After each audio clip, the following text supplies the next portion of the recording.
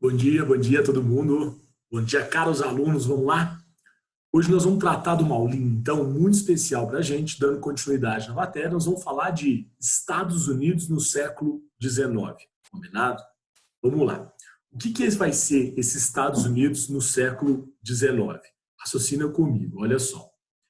Você já estudou uma matéria que foi a independência dos Estados Unidos, tá? A independência dos Estados Unidos, ela acontece no ano de 1776. Essa é a data oficial, não se apega a ela não, tudo bem? Ou seja, ela acontece no finalzinho do século XVIII, tudo bem? É a primeira independência da América que vai acontecer. É uma independência muito cedo, tudo bem? Mas o que você está estudando aqui? Você está estudando os Estados Unidos no século XIX, ou seja, nós já vamos ver como vai ser os Estados Unidos nos anos de 1800, tudo bem? Quando você fala nesses Estados Unidos do século XIX, nós vamos falar principalmente da formação dos Estados Unidos. Nós vamos falar como é que foi essa formação dos americanos, certo? Como é que os Estados Unidos vai se desenvolver e, principalmente aqui, nós vamos estudar como vai ser uma rivalidade entre Norte e Sul. O Norte e o Sul, eles vão ter algumas rivalidades que nós vamos estudar. Nós vamos ver algumas questões em relação à economia, em relação à escravidão, tudo bem? Mas isso tudo aqui a gente vê durante o nosso slide sobre o século XIX norte-americano. Vamos lá. Aqui está um mapa deles, de como os Estados Unidos eram no começo do século XIX. Lembra comigo o seguinte, os Estados Unidos nem sempre foi do tamanho que ele é hoje. No início, os Estados Unidos eram só essa parte vermelhinha aqui, as 13 colônias. Tudo bem? Assim que os Estados Unidos vence a Guerra de Independência, pessoal, contra quem que foi mesmo? Contra a Inglaterra. Todo esse território era inglês, a Guerra de Independência é contra a Inglaterra. Assim que ele vence os ingleses, toda essa área que você está vendo aqui, anexa às 13 colônias, automaticamente é obtida em relação à Inglaterra. A Inglaterra tem que ceder essas áreas para os norte-americanos. Então, a primeira parte que você vê que os Estados Unidos vai ter que lidar é com a conquista dessa área aqui. Mas você ainda tem uma área muito grande ao norte, que tinha colonização francesa. Você tem toda essa área aqui, que tem a letra E, que vai ser a chamada conquista para o oeste. Nós vamos falar com calma daqui um pouquinho, tudo bem? E vocês vão ver que vai ter algumas áreas conquistadas em relação ao México, beleza? Quais vão ser essas consequências principais? O que nós vamos tratar quando a gente for falar dos Estados Unidos no século XIX? Primeiro passo, incrementação do desenvolvimento industrial e comercial. Vamos lá. Se você for lembrar da colonização do processo de independência, eu quero que você lembre que existia uma diferença muito grande entre o norte e o sul, combinado? O norte tinha um trabalho livre, o norte tratava de uma manufatura, de minifúndio, e o sul já era trabalho escravo, agricultura, latifúndios. Desde a colonização, o norte e o sul são muito diferentes entre si, tudo bem? Assim que fica independente, os Estados Unidos do século XIX vai ter uma incrementação gigantesca, tanto na indústria quanto no comércio. E boa parte dessa incrementação se deve à conquista territorial, que nós vamos tratar em breve, certo? Mas esse desenvolvimento industrial e comercial vai ser gigante. Cada vez mais pessoas, mais matéria-prima, a indústria cresce, o comércio cresce. Agora, pensa comigo um negócio, olha só. Você tem uma área gigantesca. Os colonos ocupavam só essa pequena área aqui. Você acha que só esses colonos, num curto espaço de tempo, vão ser capazes de colonizar tudo isso? Não vão. E o território americano é muito maior que isso tudo, né? Como é que eles vão chegar até o Pacífico, colonizar esse tanto de lugar? Como é que eles vão chegar, criar casas, cidades, linhas de trem trabalhando? Mano, vai ter que vir gente de outro lugar. E o principal imigrante aqui vai ser o europeu. Daí que vem o incentivo à imigração europeia. Tudo bem? Então, desde a colonização já vinha muito europeu para cá, perseguido religioso, perseguido político. Agora, pós-independência, no século XIX, continua vindo. Você pode continuar tratando de uma imigração europeia para a América. Combinado? E você vai ter vários incentivos. Gente aqui pagava passagem, prometia emprego, prometia terras, e os europeus começam a vir cada vez mais para a América. Nós vamos entender isso. Uma das consequências dessa expansão dos Estados Unidos no século XIX é a imigração europeia. Agora, talvez a história dos Estados Unidos no século XIX ela possa se resumir basicamente nesse terceiro tópico nosso: diferenças entre norte e sul. Estão extremamente acirradas, certo? Lembra das diferenças que eu te falei, nós vamos tratar delas ainda. Mas essas diferenças entre norte e sul vão ser fundamental, principalmente na economia e na sociedade. Se você entende as diferenças entre norte e sul, você vai entender todo o processo que nós vamos tratar aqui dos Estados Unidos no século XIX. Os americanos ainda tratam como algo importante da história deles a conquista do Oeste, também chamada de Far West. O que é a conquista do Oeste? Pô, você acabou de ver o mapa europeu, o mapa americano comigo. Olha o tamanho desse território da letra E. Os Estados Unidos é um país que vai de um oceano ao outro. Então, toda a conquista dessa área aqui, ó, que eu estou te mostrando que é a letra E, é a conquista do Oeste. É uma conquista complicada, nós vamos tratar muito da questão indígena, da conquista desses novos territórios, do desenvolvimento econômico que vai acontecer aqui dentro. Tudo bem? Treta pra caramba, guerra, bang bang, tiro, uma bagunça danada, certo? Por fim, junto com a corrida do Oeste, vem a corrida do ouro. E aqui, mano, é fundamental você entender uma coisa comigo. Faz a comparação. Toda vez que numa provinha, num vestibular, te cobrar a América, eles adoram comparar as Américas. Eles gostam de colocar a América Espanhola, a América Portuguesa e a América Inglesa.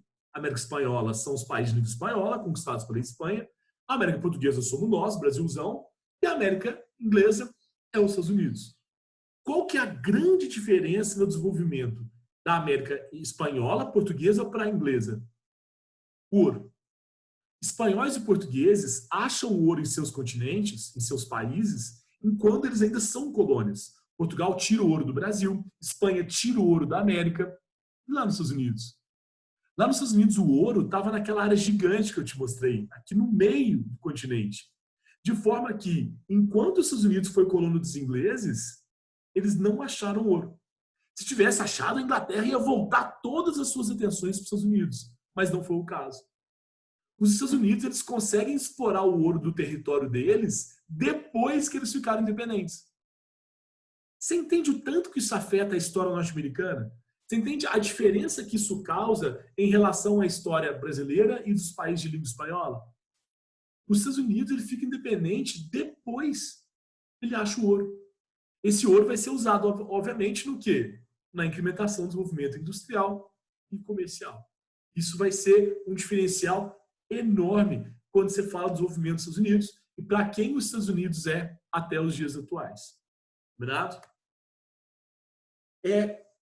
A expansão interna, que é o que nós falamos da Far West, a conquista do Oeste. Essa imagem aqui exemplifica muito bem e ela é muito representada nos filmes que Hollywood faz sobre faroeste. A gente também é conhecido como Bang Bang, né? Então, esses filmes de faroeste, briga entre americanos e indígenas, representam muito claramente o que foi essa conquista do Oeste. E você tem que ter um senso crítico quanto a isso, tá? A expansão interna norte-americana ela é muito marcada pela ocupação de terras indígenas. Ou seja, os Estados Unidos tinha índio, professor? Tinha índio pra caramba. Só que os índios não estavam no litoral. A maioria estava lá no interiorzão. Então, à medida que os americanos foram ocupando o interior, o que foi acontecendo? Eles foram encontrando essas tribos indígenas, que eram tribos guerreiras, eram tribos que disputavam seu território, que era muitas vezes sagrado, não queriam abandonar. Então, em boa parte, essa conquista vai ser dificultada pelos vários conflitos que os americanos têm com os indígenas. Então, os indígenas conseguem posse de cavalo, eles pegavam as armas dos americanos, não usavam só arco e flecha, e eles começaram vários e vários conflitos com os americanos. Então, o americano ele trata a conquista do Oeste como uma conquista que, de fato, houve muita luta. E não só isso, mas como houve muito massacre indígena. Os Estados Unidos hoje é um dos países que você menos vai ver reserva indígena. Lá tem muita reserva florestal, coisa assim, mas reserva indígena, grupos indígenas vivendo até lá, são poucos. Teve um massacre gigantesco da civilização indígena quando você fala da ocupação do Oeste. Beleza? Para ocupar essas terras, para desenvolver essas terras, o antigo colono norte-americano, no caso o estadunidense agora recém-independente, ele vai ter que fazer essa luta para conseguir conquistar a sua terra, inclusive para explorar o ouro que ele tanto precisa. Combinados? Quando a gente trata de imperialismo, a gente tem algumas justificativas imperialistas. Quando a gente trata da ocupação do Oeste, a gente também tem uma justificativa. E elas são muito parecidas. Lembra dessas comparações na hora que você for fazer uma prova. Os seus vestibulares, eles adoram comparar, ver se você como aluno, você tem essa noção de comparar momentos históricos, comparar contextos diferentes, semelhanças, diferenças, combinado? E essas justificativas que eu vou te dar aqui, elas são bem parecidas com a justificativa que os Estados Unidos vai ter lá no imperialismo e que os países europeus também vão usar, tá?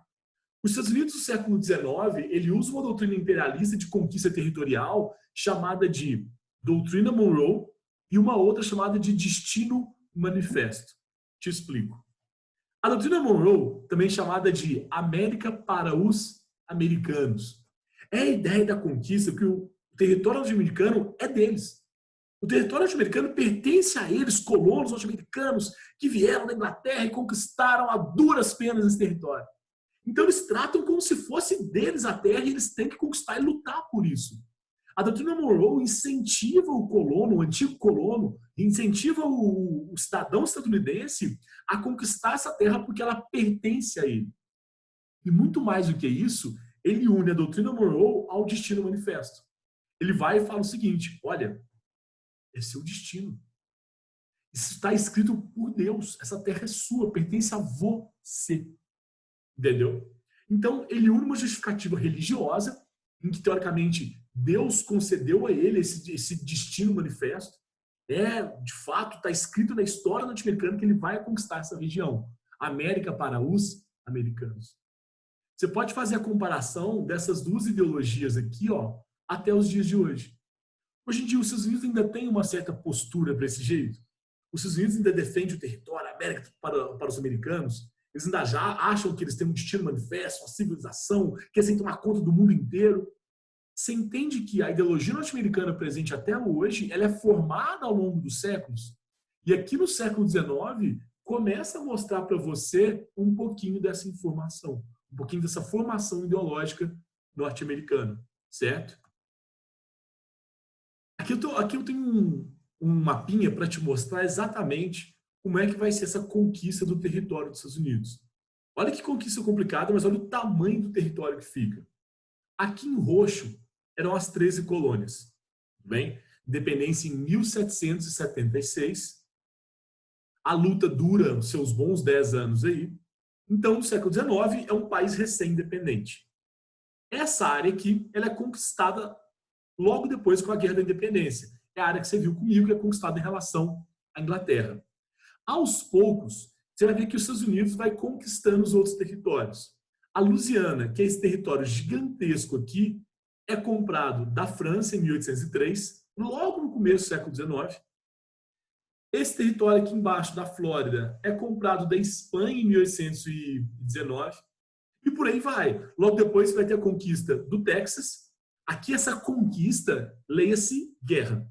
Tudo bem? Vão ter vários conflitos com o México, principalmente em relação à área do Texas e da Califórnia.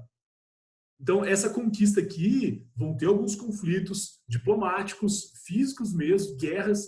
Os Estados Unidos conquista Texas e Califórnia.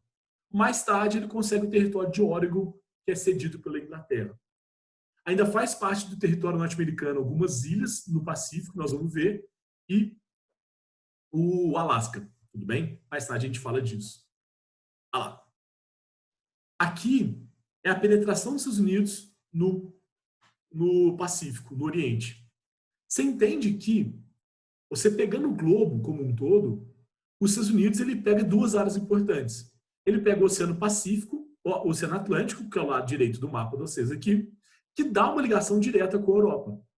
Mas também o território norte-americano, ele pega o Oceano Pacífico, que dá uma via para o Oriente, para os Estados Unidos, muito rápido. É muito rápido, é muito fácil para os Estados Unidos passar para o Oriente vindo pelo Oceano Pacífico. E quando os americanos chegam no Oceano Pacífico, eles não param. A conquista continua. E eles vão conquistar várias áreas, várias ilhas aqui perto, certo?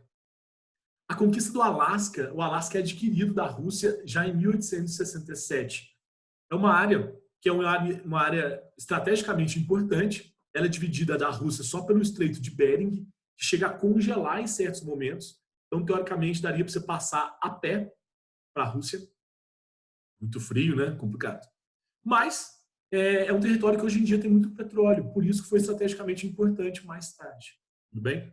Agora, aqui você tem várias ilhas que foram conquistadas pelos Estados Unidos. Daqui eu quero ressaltar duas coisas para você. Primeiro, as duas ilhas mais importantes, que é o Havaí e Pearl Harbor. Pearl Harbor vai ser muito importante quando a gente for tratar de Segunda Guerra Mundial, quando o Japão ataca a ilha de Pearl Harbor, que é uma ilha militar onde ficavam vários navios, obrigando os Estados Unidos a entrar na guerra. E o Havaí, que é a ilha famosa pelo turismo que ela tem. Mas os Estados Unidos não param aí. Os Estados Unidos vai anexando, vai conquistando várias áreas aqui no Oceano Pacífico. Esse imperialismo estadunidense, no século XX, vai causar a briga com o Japão e vai causar a Segunda Guerra Mundial. Tudo bem? Aqui também você vê um pouquinho dos Estados Unidos no século XIX em relação à América Latina. Principalmente vai ter um imperialismo, uma conquista muito grande do México, da América Central. Essa parte aqui da conquista da América Latina, nós vamos ver numa outra parte quando a gente estudar imperialismo. Combinado? Agora, o principal evento norte-americano durante o século XIX é a Guerra de Secessão, certo? Você vai lembrar que a Guerra de Secessão, ela também pode ser conhecida com outro nome. Você também pode chamar ela de Guerra Civil Norte-Americana. Tudo bem? Essa é a guerra que vai opor o Norte versus o Sul dos Estados Unidos. Tudo bem? Então, a Guerra de Secessão, ou a Guerra Civil Norte-Americana, é aquela que opõe as colônias do Norte e as colônias do Sul. Eles ficaram independentes? Ficaram. Todo mundo junto? Sim. Mas você tem uma diferença muito grande entre Norte e Sul aqui dentro. Norte e Sul ainda são muito opostos em relação à economia e à sociedade. E essa oposição, eventualmente, vai bater de frente. Tudo bem? Isso vai gerar um atrito tão grande que vai culminar numa guerra. Essa guerra é fundamental para os rumos que os Estados Unidos vai tomar na sua história. Combinado? Então, agora a gente vê um pouquinho sobre a Guerra de Secessão. A primeira coisa para você entender a guerra é você entender a diferença entre os dois, entre os estados do Norte e os estados do Sul. Entende comigo, olha só. O Norte tinha um clima temperado. E o Sul? O Sul já tinha um clima tropical. Opa! Então, de cara, eu já sei te falar disso aí. Ó, você tem um clima temperado e aqui um clima tropical. Olha as diferenças que a gente vai fazendo, tudo bem? Então, isso tudo que você vai entendendo aqui, ela vai te mostrando que Norte e Sul são coisas diferentes, tá? O Norte e o Sul vão ter completamente características que são opostas uns aos outros, certo? Além do clima temperado e do clima tropical, o clima temperado e o tropical, eles vão determinar uma série de características que Norte e o Sul vão se opor. Olha só.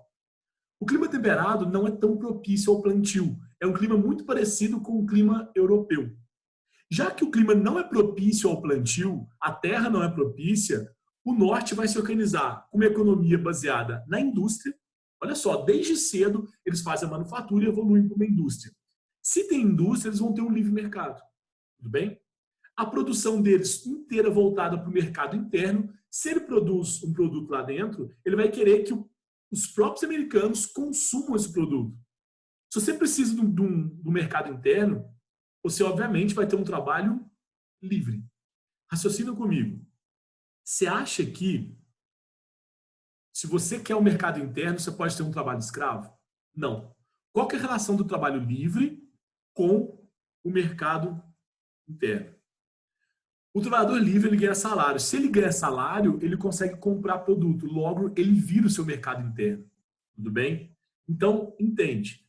O fato dos estados do norte terem um clima temperado faz com que a economia deles seja baseada na indústria, no livre mercado. Eles precisam do mercado interno. Logo, eles vão ter um trabalho livre. Além disso, eles vão praticar a chamada policultura. O que é policultura, professor? É que eles não vão ter uma cultura só, vão plantar variados. E também baseado no minifúndio. Policultura e minifúndio. Ah, mas você falou que não tinha agricultura. A agricultura não é o foco da economia. Tinha agricultura. Mas era uma agricultura para o mercado interno também, não era para exportação. Por isso que ela era plantada em pequenas propriedades. É isso que significa minifúndio, tudo bem? E é policultura. O que é policultura? Poli são várias culturas, certo? Então, os estados do norte se organizam dessa maneira. Olha a completa oposição dos estados do sul.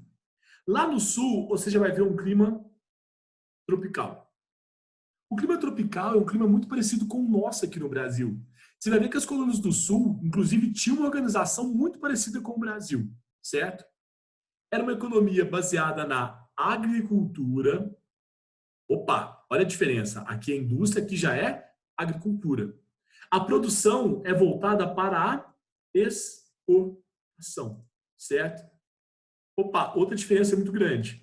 Aqui era mercado interno, aqui já é exportação. O foco do Sul é mandar produto para fora, principalmente para a Europa. Já que o foco do Sul é exportação, eles vão adotar o trabalho escravo. Caros, eu quero que vocês entendam aqui que a relação entre a adoção de um trabalho livre ou um trabalho escravo está muito além da questão social. Socialmente falando, não tem discussão, a gente vai sempre condenar a escravidão acima de tudo. Eu quero que você entenda as motivações econômicas da escravidão aqui. No caso, como o Sul não precisa de um mercado interno, não é o pessoal de dentro dos Estados Unidos que vai comprar o produto dele, é o pessoal de fora. O que o Sul quer? O Sul quer baratear o custo da produção. Como é que você barateia o custo da produção? Tendo escravo. Certo?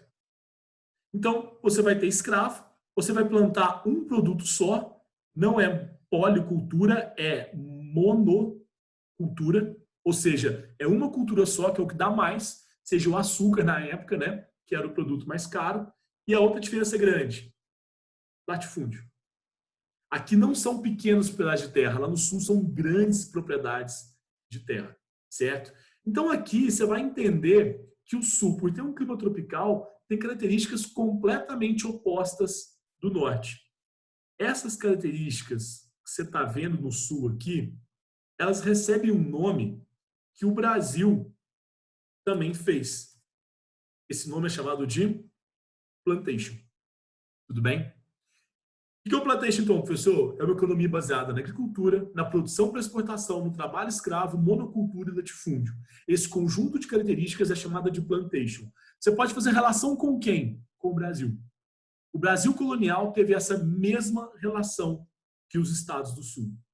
Você entende agora, então, as diferenças que tem entre norte e sul? Tudo bem?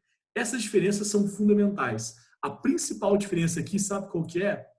É a diferença que o sul e o norte vão ter em relação ao trabalho livre, tá? E ao trabalho escravo. Eles vão ter que definir se eles vão adotar o trabalho livre ou se eles vão adotar o trabalho escravo. E isso vai gerar a guerra. Isso vai gerar um conflito entre norte e sul, certo? Olha lá. Essas são as duas bandeiras que eles vão adotar. A guerra de secessão, então, vai ser entre norte e sul. O norte chamado também de União, já o sul recebe o nome de Confederados, certo? O norte forma um partido republicano, enquanto o sul forma um partido democrata. O que eles pediam? O que eles pregavam? Qual era a diferença? O norte pregava o protecionismo, enquanto o sul pregava o livre-cambismo. O norte queria a abolição da escravidão e o sul, obviamente, queria manter a escravidão. Você pode até ver que aqui já te dá uma dica sobre quem que vai ganhar essa guerra. A bandeira norte-americana hoje, ela é mais parecida com o norte ou com o sul? Né? Deixa eu te explicar uma diferença aqui que talvez fique mais complicada. A grande diferença, você já sabe, o norte quer a abolição da escravidão. Por quê? Porque ele adotava o trabalho livre para melhorar o mercado interno. E o sul? O sul adotava o escravismo. Por quê? porque ele gostava do trabalho escravo, barateava a sua produção para exportação. Mas, pessoal, e a diferença entre protecionismo e livre-cambismo? É o seguinte, o Norte queria medidas protecionistas. O que são isso? O Norte queria que os Estados Unidos, como um todo, adotassem medidas que protegessem o produto norte-americano da concorrência externa. Protegendo o produto da concorrência externa fazia com que as indústrias do Norte tivessem maior chance de concorrer. Já o Sul cria um livre-cambismo. Não, eu quero exportar meu produto. Eu não quero mercado interno, eu não quero desenvolver nada. Quanto mais livre de taxas para mim, melhor. Tudo bem? Então, você tinha diferenças aqui no âmbito econômico e no âmbito social, que é a relação da escravidão com o abolicionismo. Tudo bem? O estopim para o início do conflito é a eleição desse cara super simpático aqui na sua tela. A eleição de Abraham Lincoln é o estopim para o início da Guerra Civil. Por quê? Os Estados do Sul, eles dependiam da escravidão, mais do que defender, toda a economia do Sul voltada para o plantation, ela dependia da escravidão. O escravo tornava a produção mais barata, quando você exportava o produto, você ganhava muito dinheiro. Todas as lavouras do Sul eram baseadas no trabalho escravo. Os Estados do Norte era o oposto. Eles defendiam a abolição, porque eles queriam aumentar o mercado consumidor, dessa maneira fortalecer a indústria. Toda a relação que nós acabamos de fazer. Mas por que a eleição do Lincoln é fundamental para isso aí? O Lincoln, ele era um nortista, ele era a favor da abolição. E ele, ser nortista e a favor da abolição, é determinante. Assim que ele é eleito presidente, o que o pessoal do Sul pensa? Pô, o cara vai entrar como presidente, ele vai querer apoiar a abolição da escravidão e as medidas que o Norte quer. Nós do Sul estamos errados com ele. Então, o que acontece? Assim que o Lincoln é eleito, o Sul vira com toda a calma do mundo e fala, ó, eu quero me separar. Eu vou formar os Estados Confederados do Sul. Então, a Guerra da Secessão lembra disso. Ela não é que o Norte quer dominar o Sul ou o Sul quer dominar o Norte. A Guerra da Secessão ou a Guerra Civil Norte-Americana é a seguinte. O Sul quer se separar dos Estados Unidos. E o Norte não quer deixar o Sul se separar. É isso. O Sul só fala, ó, não concordo com vocês, não gosto do presidente, a gente tem ideias opostas, vamos separar. O Norte não vai. Não vou deixar, vai ficar quieto com a gente. Você assinou uma Constituição que os Estados são inseparáveis, não vou aceitar. Começa um conflito, uma guerra civil, que vai levar a uma guerra campal, vai matar uma galera, e é a parte importantíssima da história norte-americana. Mas olha a discrepância que era entre o Norte e o Sul. Em azul estão todos os estados da União, os estados que defendiam o Norte. Tá? Aqui nesse avermelhado estão os estados confederados, os estados do Sul. É interessante que Missouri, Kentucky, esses estados também cinzinha, eles tinham escravos, são os estados do centro. Eles tinham escravos, mas eles apoiavam os estados do Norte, apoiaram a União. Talvez por perceber que eles iam ganhar, que eles iam vencer, ou por querer fazer parte de um estado mais rico, alguma coisa do tipo. Certo? Como é que foi a guerra? Então, o Sul lutava pela separação, enquanto os estados do Norte lutavam para manter a unidade territorial e política. Eles queriam que os Estados Unidos continuasse aquela unidade grande, gigantesca, já para formar um estado, uma potência. Tudo bem? Os confederados no Sul e os Yankees no Norte. A vitória, obviamente, vai dar do Norte. Você teve a dica comigo aqui na bandeira, né, do Norte, que é bem parecida com a bandeira dos Estados Unidos. Mas a vitória do Norte acontece por alguns motivos. Primeiro, pela superioridade bélica. Como o Norte já tinha indústrias, já tinha uma indústria desenvolvida, o Norte era superior nesse quesito bélico, certo?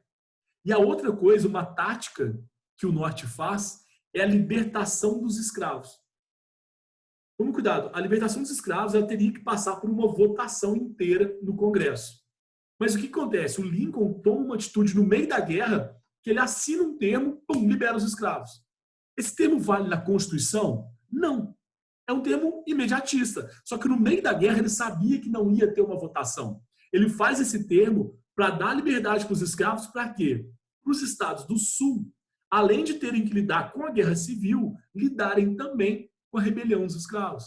Os escravos se sentem respaldados por essa atitude de Lincoln e começam a fazer as suas rebeliões, querendo liberdade.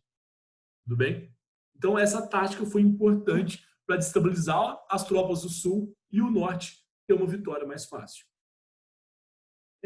A outra importância da Guerra de Secessão é que a gente considera ela a primeira guerra moderna. Era uma guerra que utilizavam blindados, trincheiras, ferrovia levando e voltando com arma, com matéria-prima, até metralhadora foi usado. É a primeira guerra com as armas da era moderna. Bem? Quais são as principais consequências, os resultados da Guerra de Secessão? Primeiro, ela consolida uma hegemonia nortista. Claro, o Norte ganha a guerra, então agora vamos seguir a ideologia do Norte. Indústria, trabalho livre, mercado interno, medidas protecionistas. E, obviamente, que isso resulta no crescimento industrial.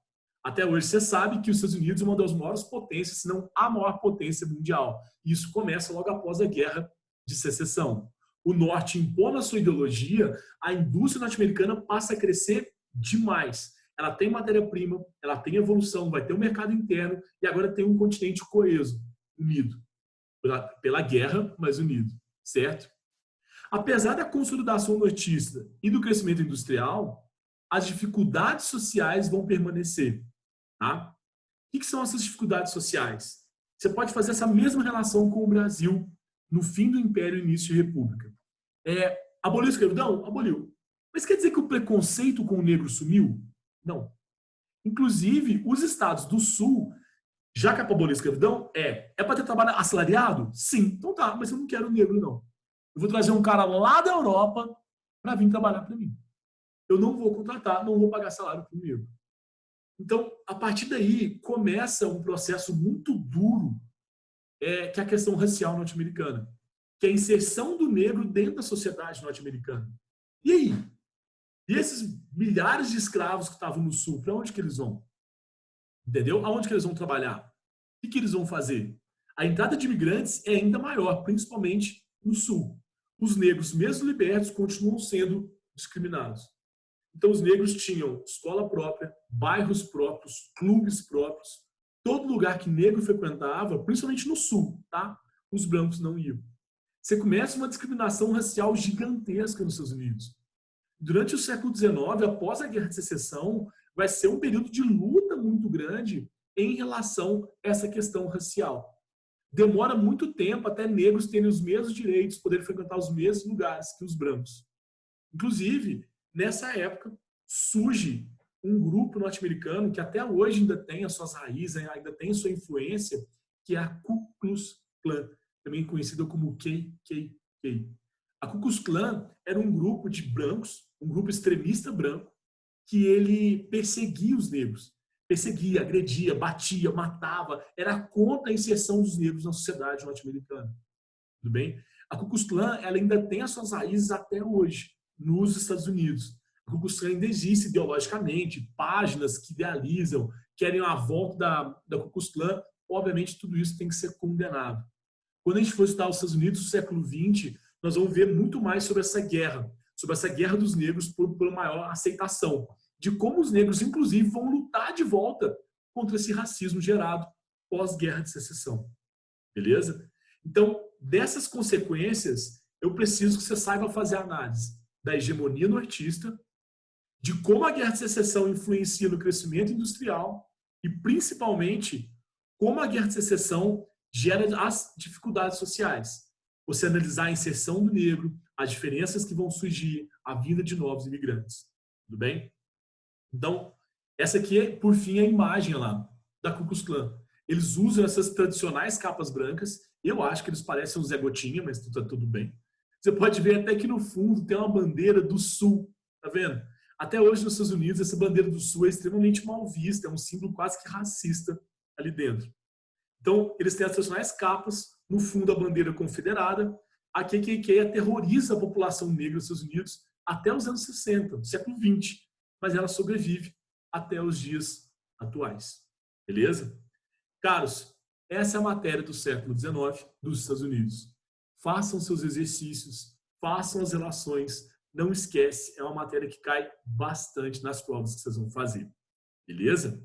Qualquer dúvida, só me chamar. O professor Gustavo está indo embora agora.